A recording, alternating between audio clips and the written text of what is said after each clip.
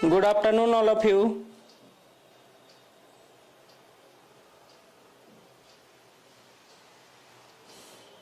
एक मिनट, कैसे हैं आप लोग? आज जिस पद की बात करने वाला हूं ना मैं, वो 17वीं में सबसे इंपॉर्टेंट पद में से एक माना जा रहा है। और ये पद चर्चा में इसलिए है क्योंकि पिछले 25-30 सालों में यह पद पर नियुक्ति नहीं हुआ है, तो पहली बार नियुक्ति आ रहा है। अब बिहार सरकार इस बार थोड़ा ढला हुआ भी है कि जितना भी नियुक्ति पेंडिंग में है उन सबको लाया जाए। अच्छा, कई सारा जो बात है वो बीईओ के पद के साथ जुड़ा हुआ है। कई सारे छात्र बीईओ पद को बीईएस पद के साथ जोड़कर देख रहे हैं। जहां ब्लॉक एजुकेशन ऑफिसर होता है बीईओ का full form block education officer, वहीं बीईएस का होता है बिहार एजुकेशन सर्विस। दोनों अलग अलग पोस्ट है। दोनों के बारे में हम लोग चर्चा करेंगे। साथ ही ये भी चर्चा करेंगे कि इस पद के लिए एलिजिबिलिटी क्या होना चाहिए, क्या आपसे डिमांड किया जा रहा है, क्योंकि ये पद तो बड़ा शानदार है। और आप पता है शिक्षा के क्षेत्र में बिहार में 2 ही पद है जो महत्वपूर्ण माना जाता है, एक तो बिहार एजुकेशन सर्विस और एक ब्लॉक एजुकेशन सर्विस ऑफिसर। तो इन दोनों पद के बारे में डिफरेंसेस भी हम लोग देखेंगे। साथ ही इसका एलिजिबिलिटी क्या है, सिलेबस क्या होगा, क्या प्रक्रिया होगा, इसको भी समझने का प्रयास करेंगे। जो आपके दिमाग में बैठा हुआ ना कि भाई इसके लिए बीएड होना जरूरी है, तो क्या ये जरूरी है या नहीं है, इन सारी बातों की चर्चा अभी के वीडियो के माध्यम से करेंगे। बहुत इंपॉर्टेंट सेशन है और ये पद बहुत इंपॉर्टेंट है। और इस बार इसी पद के कारण 70 बीपीएससी में जो वैकेंसी होने जा रहा है 1000 प्लस होने जा रहा है, तो इस पद को समझना जरूरी है हमारे लिए। मैं बता दूं, हम लोग इसी संदर्भ में आपके लिए एक बीपीएससी फाउंडेशन कोर्स लेकर चल रहे हैं और यह फरवरी से ही शुरू हुआ है। डेमो क्लास समाप्त हो चुका है। और अगर आप चाहते हैं कि शुरू से ही और अच्छे तरीके से तैयारी करें, सिर्फ पढ़ाई नहीं बल्कि रिजल्ट के लिए तैयारी करें, तो एक बार हमारे साथ चलना होगा, हम पर विश्वास करना होगा और आपको जिस तरह हम पढ़ाते हैं उस तरह काम करना होगा। क्योंकि यह सिलेबस का कोर है और इसका तैयारी जब तक अच्छे से नहीं करेंगे आपका रिजल्ट होना बड़ा मुश्किल है। भेड़ चाल से काम नहीं चलेगा, थोड़ा बुलेट ट्रेन की तरह काम करना पड़ेगा, दिमाग को दौड़ाना पड़ेगा, सीखना पड़ेगा, सिखाना पड़ेगा, तब हम लोग एक क्राइटेरिया तक पहुंच सकते हैं। तो आप इसके संदर्भ में दोनों नंबर दिया हुआ है जिससे व्हाट्सएप या कॉल कर सकते हैं। ठीक है, अब आते हैं समझते हैं इस वैकेंसी को। जो हमारा वैकेंसी का नाम है ब्लॉक एजुकेशन ऑफिसर, खंड शिक्षा पदाधिकारी, ब्लॉक एजुकेशन ऑफिसर। पहले बात ये समझिए कि ये बीईओ पद जो है बीईएस से कैसे डिफरेंस है। बिहार एजुकेशन सर्विस, इसका फुल फॉर्म क्या होता है, Bihar education service full form होता है इसका, एजुकेशन सर्विस। इसको लेकर एक पृथक मतलब अलग से वीडियो बनाऊंगा और बताऊंगा। बस अभी थोड़ा सा बता देता हूं, बस आपको ध्यान दिलवा देता हूं कि ब्लॉक एजुकेशन ऑफिसर का जो पद है वो लेवल 7 का पोस्ट है। ये लेवल 7 का पोस्ट है। वहीं बीएस जो है वो लेवल 9 का पोस्ट है। ये लेवल 7 और लेवल 9 क्या है, तो शॉर्ट भाषा में ये समझिए कि 7th पे कमीशन जब लागू हुआ तो ग्रेड पे नहीं होता, पहले ग्रेड पे चलता था 6th पे कमीशन तक। 7th पे कमीशन आने के बाद 7th पे कमीशन आने के बाद ये जो लेवल पर काम होने लगा, लेवल 9 के ऑफिसर आप बनते हैं या लेवल 7 के ऑफिसर आप बनते हैं। इस बात को समझिए, थोड़ा सा इस बात को समझ जाइएगा ना तो आपको इसका मतलब पता चल जाएगा। चलिए, तो ये बेसिक बात आप समझ गए कि भाई ये बीईएस से अलग है, बिहार एजुकेशन सर्विस से बीईओ जो है अलग पोस्ट है, डिफरेंट पोस्ट है, स्वतंत्र पोस्ट है। अब इस पोस्ट के बारे में समझते हैं। इसको स्कूल इंस्पेक्टर पद के नाम से जाना जाता था। पहले हम लोग इसको स्कूल इंस्पेक्टर कहते थे। स्कूल इंस्पेक्टर का पोस्ट कहा जाता था पहले, अभी भी कहा जाता है। स्कूलों में बीईओ का निरीक्षण होने वाला है। देखिए, जितने भी टीचर हैं उनसे आप बात कीजिएगा तो इस बारे में आपको आइडिया लग जाएगा, पता चल जाएगा कि बीईओ क्या होता है। गुणवत्तापूर्ण शिक्षा के लिए और अपने ब्लॉक स्तर पर शिक्षा पद्धति को मजबूत करने के लिए शिक्षक और स्टूडेंट के बीच यह कड़ी का काम करता है। यह बात समझ लीजिए, ठीक है। तो ये आपको मैंने बोला कि बिहार में 2 ही पद है जो शिक्षा को लेकर बड़ा अच्छा काम कर, मतलब अच्छा आपको दिखेगा। एक तो बिहार एजुकेशन सर्विस और ये पोस्ट आपको मिल गया तो क्या बात है। अच्छा, ये डिस्ट्रिक्ट लेवल पर पोस्ट है। ये बात, एक बात और समझ लीजिए, ये जिला स्तर पर है। और इस पोस्ट की बात करेंगे तो ये ब्लॉक स्तर पर है। ये बात समझ लीजिए, ठीक है। तो बेसिक डिफरेंसेज है जो समझना बहुत जरूरी है। अच्छा, इसका पे स्केल बहुत अच्छा है, आपको एक अच्छा वेतनमान आपको मिलेगा, सुख सुविधा बहुत अच्छा मिलेगा। और इस पद पर जाने के बाद ना आपको यह अनुभव होगा कि अगर आप शिक्षा के क्षेत्र में अच्छा काम करना चाह रहे हैं तो आपके लिए एक अच्छा पद आपको मिल रहा है।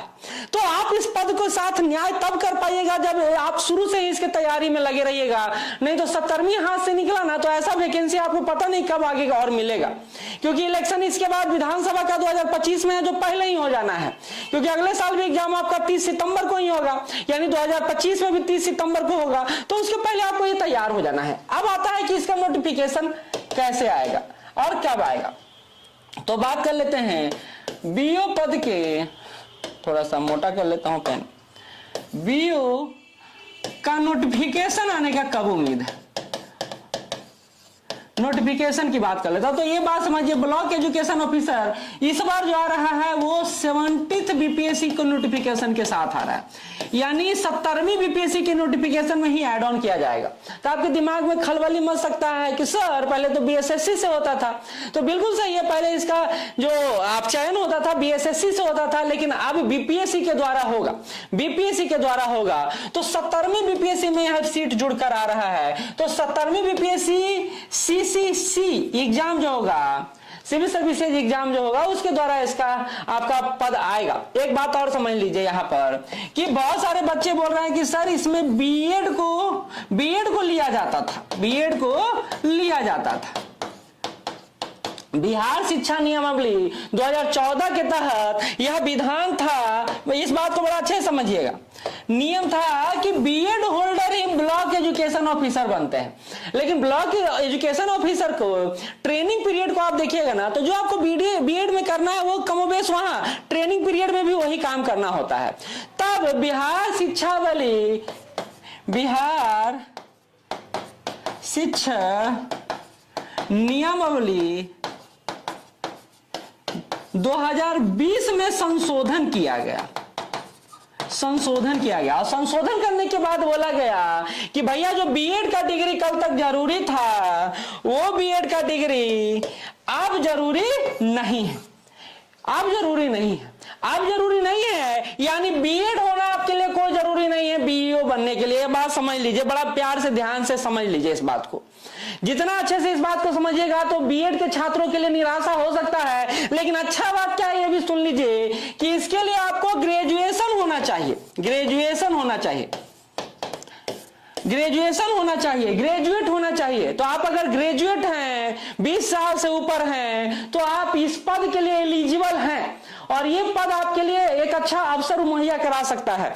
और फिर से मैं बता दूं, हम लोग इसी संदर्भ में इस बार वैकेंसी जो है पूरा कमिटमेंट के साथ हम लोग इस बार तैयारी आपको करवा रहे हैं अपने इस बैच के माध्यम से। हिंदी और इंग्लिश दोनों में अवेलेबल है और टेस्ट सीरीज भी शुरू हो चुका है इसका, और सेक्शन बाय सेक्शन 32 टेस्ट ले रहे हैं हम लोग। मेंस का भी टेस्ट इसका शुरू हो चुका है, क्योंकि इसका जो पैटर्न है, आपको नंबर यहां दिया हुआ है, जो इसका पैटर्न है वो समझ लीजिए कि कैसा पैटर्न रहेगा, इसका पैटर्न क्या रहेगा, एग्जाम पैटर्न क्या रहेगा, ये भी समझ लीजिए आप लोग। क्योंकि बीपीएससी के द्वारा एग्जाम होगा तो पैटर्न वही रहेगा जो अभी तक होता रहा है। पीटी होगा, 150 नंबर का होगा, 150 क्वेश्चन होगा, विथ निगेटिव मार्किंग होगा, निगेटिव मार्किंग रहेगा, ठीक है। मेंस का पेपर होगा, जीएस पेपर होगा, यहां एसए पेपर होगा, ऑप्शनल पेपर होगा और हिंदी पेपर होगा। इस बात को ध्यान दीजिएगा, ये दोनों जो पेपर है इसमें सिर्फ आपको पास करना है, सिर्फ पास करना है। अच्छा, ये दोनों पेपर अब ज्यादा टफ हो गया, जीएस तो पहले से टफ था, ऐसे उससे ज्यादा टफ हो गया है, तो इसका नियमित रूप से आपको प्रयास करना जरूरी होगा। आप पढ़ के पास नहीं कर सकते हैं, यहाँ वैचारिक ज्ञान, आपका आईक्यू लेवल जो है अच्छा होना चाहिए, सोचने समझने की क्षमता अच्छी होनी चाहिए, लेखन शैली अच्छा होना चाहिए, और ये सतत रूप से होगा। आप सोचिएगा नहीं हम एकदम पीटी का तैयारी कर रहा है, पीटी के बाद एकदम मेंस को फोड़ देंगे वाला प्रवृत्ति जो बिहार में है, उससे काम नहीं चलने वाला है। ये बात समझ लीजिए, ये बात जान लीजिए आप लोग, इसको अच्छे समझ लीजिए। फिर इंटरव्यू होगा, तो ये है इसका एक ओवरऑल एग्जाम पैटर्न जिसको फॉलो करके आप अंततः बीईओ पद पा सकते हैं। तो आप कहेंगे सर बीईओ पर फिर इतना क्यों फोकस है? तो जितना टोटल वैकेंसी होगा ना, उसका आधा वैकेंसी तो आपका इसी पोस्ट का होगा। और यह एक अच्छा पोस्ट है। मैंने बोला कि पिछले 25-30 सालों से यह पद भरा नहीं गया है, रिक्त रहा है, तो रिक्ति बहुत बड़ा है, तो आपके लिए एक बेहतर मौका है, और इस बेहतर मौका क्यों नहीं भुलाएंगे। आप टीचर के लिए इतना जान खपा रहे हैं, एसआई के लिए इतना जान खपा रहे हैं, आप बीएसएससी के लिए इतना प्रयास कर रहे हैं, तो ये एग्जाम तो उन सबसे ऊपर है, तो इसके लिए क्यों नहीं दिमाग खपाएंगे। और अब सोचिए ना, सिर्फ आप बीईओ पद के लिए नहीं सोचिए, इसके द्वारा आप बीएस पद भी पा सकते हैं, एसडीएम पद भी पा सकते हैं, डीएसपी पद भी पा सकते हैं, ये सब जुड़ा हुआ है इससे। यानी एक बीईओ का तैयारी कीजिएगा तो सारा पद के लिए आप तैयार कर सकते हैं, तैयार हो सकते हैं। बात समझिए। कोई क्वेश्चन हो पूछिएगा, मैं यहां पर आपका देख रहा हूं, कोई प्रश्न आपके दिमाग में है तो पूछिएगा जरूर। और सेशन क्वालिफिकेशन बताइए। ग्रेजुएशन चाहिए, सिंपल।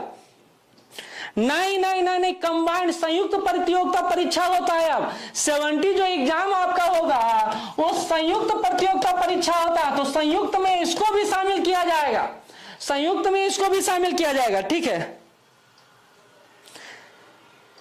हाँ, ये एक अच्छा बात शिल्पी कुमारी जी ने पूछा, वो बताते हैं। मैंने अभी बोला कि आपका मेंस में ऐसे होगा, हाँ, ये संभव है, ये संभव है। वो नोटिफिकेशन के उपरांत ही पता चलेगा कि ऐसे पेपर रखा जाता है या इसके जगह पर ऑप्शनल पेपर दिया जाता है। ये थोड़ा सा अभी थोड़ा सा इसको लेकर मैं जल्दी कमेंट नहीं करना चाहूंगा, ये समय बताएगा।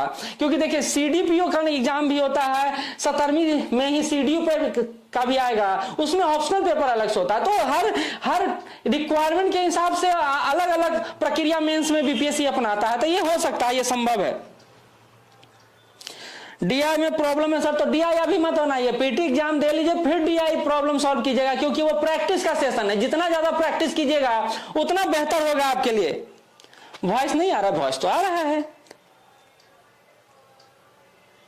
बिल्कुल। आज क्लास ऑफ है। आज सरस्वती पूजा का हम लोग आयोजन कर रहे हैं और हम लोग सभी लोग सरस्वती पूजा में लगे हुए हैं। ये तो घर से मैं वीडियो बना रहा हूँ, नहीं तो संस्था पूरा पैक है, माँ का मंदिर बनने में लगा हुआ, सारे बच्चे लगे हुए हैं और हम लोग भी सपोर्ट कर रहे हैं। तो आज क्लास बंद है, अभी 2 दिन क्लास बंद रहेगा। ठीक है, ठीक है, ओके। तो मैं समझता हूँ कि आपको इसके बारे में आइडिया लग गया होगा, और जो भी समस्या हो कमेंट बॉक्स में बताइए ना, हम उसको सॉल्व करेंगे। लेकिन एक बात फिर कहता हूँ कि अगर आप ऑफलाइन क्लास कर सकते हैं, फिर से बता रहा हूँ, चेतावनी दे रहा हूँ, कर सकते तो ऑनलाइन मत कीजिए। ऑनलाइन में कंसंट्रेशन नहीं है, पंक्चुअलिटी नहीं है, रेगुलरिटी नहीं है, कोई पूछने वाला नहीं है, कोई कहने वाला नहीं है, कोई देखने वाला नहीं है, आप अपना सुनने वाले नहीं है, और टाइम लैप्स हो जाता है।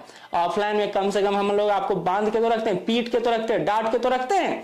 तो ये बात समझ के रखिएगा, बाकी आप अपना डिसीजन लीजिए। और एक बात और कहूंगा कि आप वहां क्लास करें, वो मैं हो सकता हूं या मैं नहीं भी हो सकता हूं, जहां आप पर काम हो, सिर्फ भीड़ का हिस्सा ना बढ़े, सिर्फ भेड़ बकरियों की तरह ना बैठे, बल्कि अपने आप को निखारने का प्रयास करें, उस क्लास में जुड़े, ताकि जहां आप पर ध्यान दिया जाए। धन्यवाद।